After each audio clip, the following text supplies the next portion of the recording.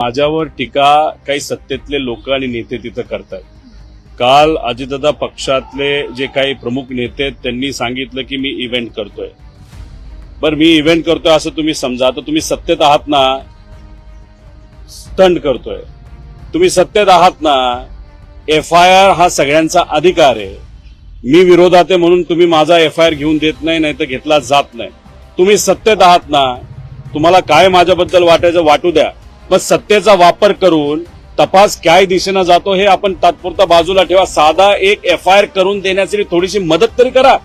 भाषणं नुसती करत चाललेलं आहात तुम्ही। इथं आम्ही सर्वजण, महाराष्ट्रातली जनता, सर्व इतर पक्षातले लोक दादांना न्याय कसा मिळतील यासाठी प्रयत्न करतायत, आणि हे लोक मात्र भाषणाच्या माध्यमातून राजकीय टिप्पणी त्या ठिकाणी करत असतील।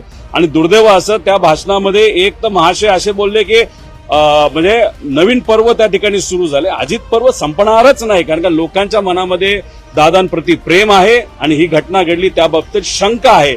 त्यामुळे दादांना न्याय देण्यासाठी त्या नेत्यांना जर प्रयत्न करायचा असेल तर आज ती वेळ आहे। आज FIR घेण्यासाठी कुठेतरी प्रयत्न करा। नाही, FIR का घेतला पाहिजे एक जनतेने सुद्धा समजून घेतलं पाहिजे।